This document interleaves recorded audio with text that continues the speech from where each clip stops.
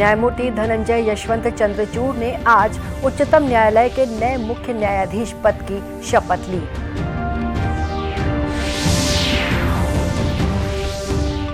छत्तीसगढ़ विधानसभा का 15वां सत्र आगामी 1 और 2 दिसंबर को बुलाया जाएगा।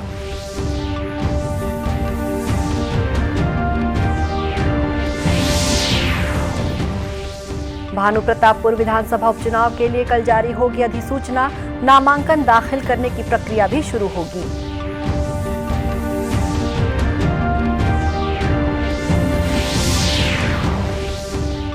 और प्रदेश में आज जिला, तहसील और अनुविभाग स्तर पर एकीकृत मतदाता सूची का हुआ प्रारंभिक प्रकाशन।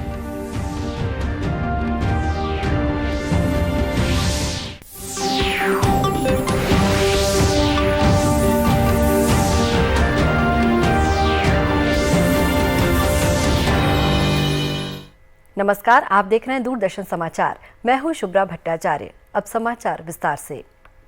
राष्ट्रपति द्रौपदी मुर्मू ने आज राष्ट्रपति भवन में न्यायमूर्ति धनंजय यशवंत चंद्रचूड़ को भारत के 50वें मुख्य न्यायाधीश के रूप में शपथ दिलाई। उन्होंने न्यायमूर्ति उदय उमेश ललित का स्थान लिया है, जो कल मुख्य न्यायाधीश पद से सेवानिवृत्त हो गए। I, Dhananjay Yashwant Chandrachud, having been appointed Chief Justice of the Supreme Court of India, having been appointed as Chief Justice of the Supreme Court of India, do swear in the name of God do swear in the name of God that I will bear true faith and allegiance to the Constitution of India as by law established, that I will bear true faith and allegiance to the Constitution of India as by law established, that I will uphold the sovereignty and integrity of India, that I will uphold the sovereignty and integrity of India, that I will duly and faithfully and to the best of my ability, knowledge and judgment that I will duly and faithfully and to the best of my ability, knowledge and judgment perform the duties of my office without fear and favor, affection or ill will, perform the duties of my office without fear or favor, affection or ill will, and that I will uphold the Constitution and the laws. and that I will uphold the Constitution and the laws.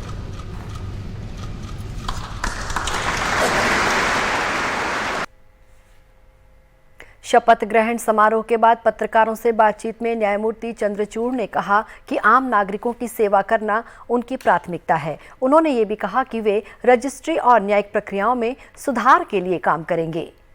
न्यायमूर्ति चंद्रचूड़ का कार्यकाल 2 वर्ष से अधिक का होगा। 1959 में जन्मे D.Y. चंद्रचूड़ 13 मई 2016 को उच्चतम न्यायालय के न्यायाधीश नियुक्त किए गए थे। इससे पहले वे इलाहाबाद उच्च न्यायालय में मुख्य न्यायाधीश रहे। उन्होंने दिल्ली विश्वविद्यालय से LLB की डिग्री प्राप्त की और फिर अमेरिका के हार्वर्ड लॉ स्कूल से जुडिशियल साइंसेज में डॉक्टरेट किया। छत्तीसगढ़ विधानसभा का 15वां सत्र आगामी 1 और 2 दिसंबर को बुलाया जाएगा। राज्यपाल अनुसुईया उइके ने इस विशेष सत्र को लेकर विधानसभा से प्राप्त प्रस्ताव पर आज हस्ताक्षर कर दिए हैं। इससे पहले मुख्यमंत्री भूपेश बघेल ने आदिवासी आरक्षण के मुद्दे को लेकर आगामी 1 और 2 दिसंबर को विधानसभा का विशेष सत्र बुलाने का प्रस्ताव विधानसभा अध्यक्ष डॉक्टर चरणदास महंत को भेजा था। इस संबंध में संसदीय कार्य मंत्री रविंद्र चौबे ने कहा कि छत्तीसगढ़ सरकार आदिवासियों को 32% आरक्षण देने के लिए प्रतिबद्ध है। मुझे लगता है कि भारतीय जनता पार्टी को गिल्टी है। उच्च न्यायालय में वो आरक्षण के पक्ष में सही दस्तावेज प्रस्तुत कर नहीं पाई है, इसलिए वो गिल्टी को दूर करने के लिए इस प्रकार से आडंबर कर रही है। 15 साल उनको जो करना था उन्होंने कर लिया। लोग समझते हैं इस बात को। आदरणीय मुख्यमंत्री भूपेश बघेल जी ने कहा है, हम किसी भी प्रकार उन वर्गों के आरक्षण में कमी नहीं होने देंगे, चाहे सरकार को इसके लिए जो भी करना पड़े। विधानसभा में नेता प्रतिपक्ष नारायण चंदेल ने विधानसभा का विशेष सत्र बुलाए जाने का स्वागत किया है। उन्होंने कहा कि सरकार आरक्षण के मुद्दे को लेकर तत्काल अध्यादेश लाए ताकि आदिवासी भाइयों को 32% आरक्षण का लाभ मिल सके। छत्तीसगढ़ विधानसभा का विशेष सत्र बुलाए जाने की जानकारी हमें मिली है। हम सत्र का समर्थन करते हैं, लेकिन हमारी यह मांग भी है कि छत्तीसगढ़ विधानसभा का शीतकालीन सत्र 10 दिनों का बुलाया जाए, जिसमें व्यापक रूप से सारे विषयों पर चर्चा हो। हमारी मांग है कि यह आदिवासी भाइयों के आरक्षण के मुद्दे पर यह सरकार तत्काल अध्यादेश लाए, ताकि हमारे आदिवासी भाइयों को 32% आरक्षण का लाभ मिल सके। इस बीच मुख्यमंत्री ने आदिवासी समाज को भरोसा दिलाया है कि राज्य सरकार उन्हें 32% आरक्षण का लाभ दिलाने के लिए हर संभव प्रयास कर रही है। महाराष्ट्र, तमिलनाडु और कर्नाटक में आरक्षण की विधिक स्थिति का अध्ययन करने के लिए छत्तीसगढ़ शासन की ओर से वरिष्ठ अधिकारियों और सामाजिक कार्यकर्ताओं का एक दल जल्द ही इन राज्यों में जाएगा। कांकेर जिले में भानुप्रतापपुर विधानसभा उपचुनाव की अधिसूचना का प्रकाशन कल 10 नवंबर को किया जाएगा। इसी के साथ इस सीट के लिए नामांकन दाखिल करने की प्रक्रिया भी शुरू हो जाएगी। नामांकन दाखिल करने की अंतिम तारीख 17 नवंबर है। नामांकन पत्रों की जांच 18 नवंबर को की जाएगी तथा नाम वापसी की अंतिम तिथि 21 नवंबर है। इस उपचुनाव के लिए 5 दिसंबर को वोट डाले जाएंगे और मतगणना 8 दिसंबर को होगी। यह विधानसभा क्षेत्र अनुसूचित जनजाति वर्ग के लिए आरक्षित है, इसलिए यहां से चुनाव लड़ने वाले प्रत्याशियों के लिए जमानत राशि 5,000 रुपए निर्धारित की गई है।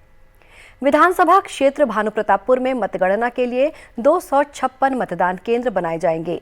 विधानसभा क्षेत्र में नक्सल दृष्टिकोण से 10 अति संवेदनशील, 47 संवेदनशील, 24 राजनीतिक संवेदनशील तथा 175 सामान्य मतदान केंद्र हैं।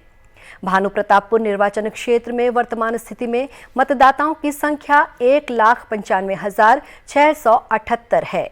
कांग्रेस विधायक मनोज सिंह मंडावी के निधन से रिक्त हुई भानुप्रतापपुर विधानसभा सीट के लिए चुनावी सरगर्मियां भी तेज हो गई हैं।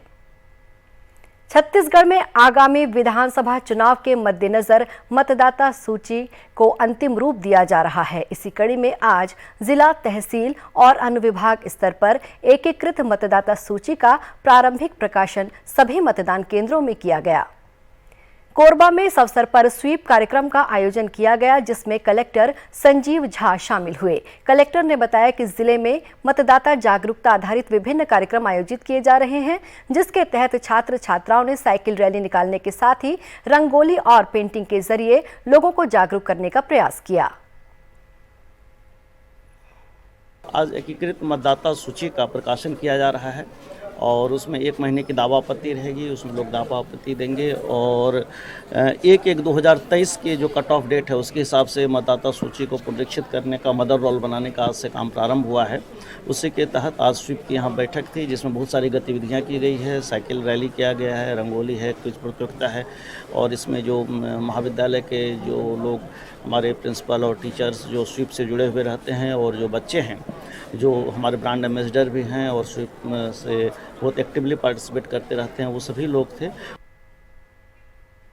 वहीं जगदलपुर में भी मतदाता सूची के प्रारंभिक प्रकाशन के अवसर पर मतदाता जागरूकता के लिए साइकिल रैली निकाली गई। इस मौके पर कलेक्टर चंदन कुमार ने बताया कि आगामी 8 दिसंबर तक मतदान केंद्रों में पात्र व्यक्तियों के नाम जोड़ने के अलावा जिनकी मृत्यु हो चुकी है ऐसे व्यक्तियों के नाम हटाने का काम किया जाएगा। रैली ये इसीलिए आयोजन किया गया था कि ताकि हम ज़्यादा से ज़्यादा बड़ी संख्या में लोगों तक अपने जो संदेश है उसको पहुंचा सके और लोगों को इस बाबत जागरूक कर सके कि अभी समय है जब हम जागरूक होकर अपने आसपास जो लोकतांत्रिक प्रक्रिया है कैसे हम उसमें सहभागी बन सकते हैं और उनके परिवार में अगर कोई ऐसा व्यक्ति है जिसका नाम जोड़ना है या कटना है या संशोधन होना है तो उनका स्वागत है। आज से प्रक्रिया प्रारंभ हो गई है और इसीलिए आज इसी के अवसर पे आज यहाँ पे जगदलपुर शहर में साइकिल रैली का आयोजन किया गया। गौरतलब है कि राज्य में मतदाता सूची का वार्षिक विशेष संक्षिप्त पुनरीक्षण कार्यक्रम आगामी 8 दिसंबर तक चलाया जाएगा। वहीं युवा मतदाताओं को प्रेरित करने के उद्देश्य से मुख्य निर्वाचन पदाधिकारी कार्यालय द्वारा आज रायपुर में साइकिल रैली निकाली गई। पैडल फॉर पार्टिसिपेटिव इलेक्शंस की थीम पर आयोजित ये रैली तेलीबांधा तालाब से शुरू हुई और घड़ी चौक से होते हुए वापस तेलीबांधा तालाब पहुंची। समाजसेवी पद्मश्री शमशाद बेगम और पर्वतारोही चित्रसेन साहू ने हरी झंडी दिखाकर रैली को रवाना किया। मुख्य निर्वाचन पदाधिकारी रीना बाबा साहेब कंगाले और पूर्व अंतर्राष्ट्रीय क्रिकेटर राजेश चौहान ने भी रैली में हिस्सा लेकर लोगों का उत्साहवर्धन किया। 9 नवंबर से हमारे नए मतदाताओं को मतदाता सूची में जोड़ने का अभियान यानी कि संक्षिप्त पुनरीक्षण अभियान प्रारंभ होने जा रहा है और 9 नवंबर से 8 दिसंबर की अवधि में राज्य के सभी नवीन मतदाताओं खासकर से जो 18 साल पूरा कर लेते हैं ऐसे 5.5 लाख नए मतदाताओं को जोड़ने का अभियान चलेगा। युवाओं के बीच में जन जागरूकता फैलाने के लिए इसके अलावा भी जो हमारे दिव्यांगजन हैं, जो 80 साल से अधिक वृद्ध है, जो दूसरी जगह से छत्तीसगढ़ राज्य में प्रवेश किया है, जो निवासरत है, ऐसे सभी नवीन मतदाताओं को के बीच में अधिक से अधिक प्रचार प्रसार हो, इस बात का प्रसारण हो।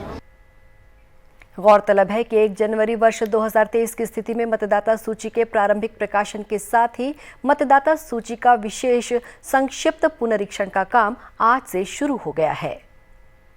और अब लेते हैं एक छोटा सा ब्रेक।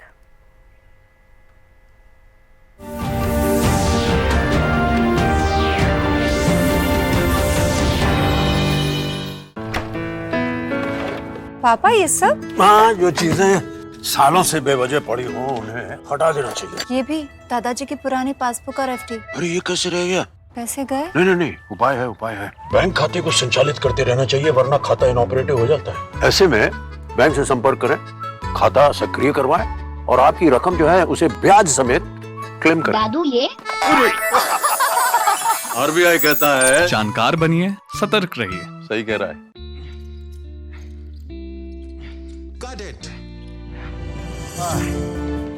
सोचिए अगर असल जिंदगी में ऐसी हालत हो तो कितनी मुश्किलें होती हैं, लेकिन शुक्र है बैंकिंग के लिए नहीं। अगर आपकी उम्र 70 साल से अधिक हो या आप दिव्यांग हो तो बैंक आपको कुछ जरूरी बैंकिंग सुविधाएं घर बैठे बैठे दे सकता है। आरबीआई कहता है जानकार बनिए, सतर्क रहिए।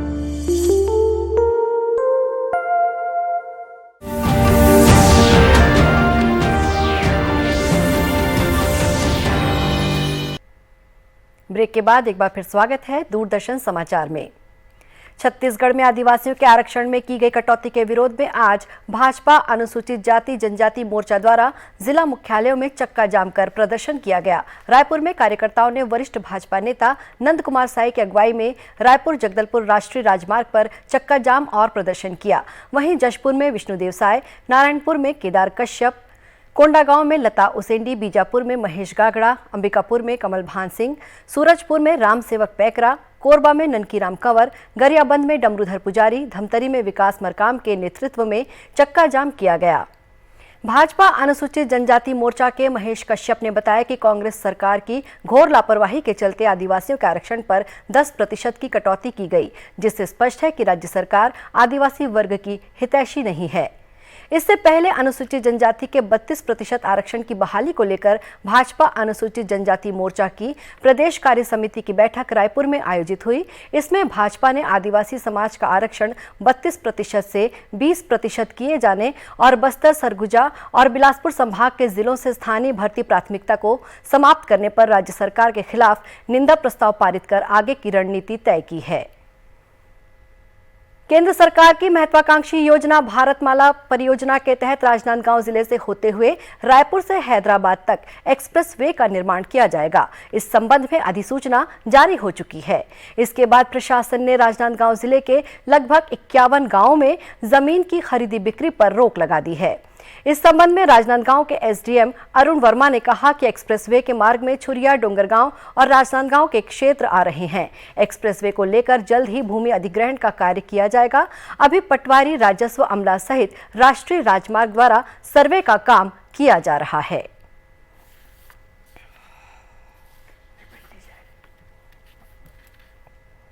राजनांदगांव जिलों में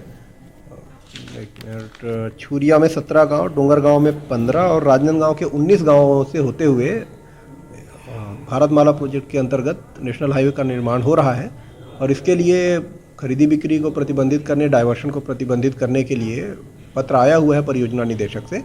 इसमें कलेक्टर सर द्वारा संभवतः शीघ्र कार्रवाई की जाएगी। तो इसमें यही बताना चाहेंगे कि अभी तो प्रक्रिया प्रारंभिक चरण में है और इसमें हमारी टीम, पटवारी, रेवेन्यू की पूरी टीम और नेशनल हाईवे की टीम जाके स्थल का निरीक्षण करेगी। निरीक्षण करने के बाद जिन किसानों की भूमि आती है उन किसानों को विधिवत हम दावा आपत्ति आमंत्रित करते हुए इश्तेहार प्रकाशित कर मुआवजा प्रदान करेंगे।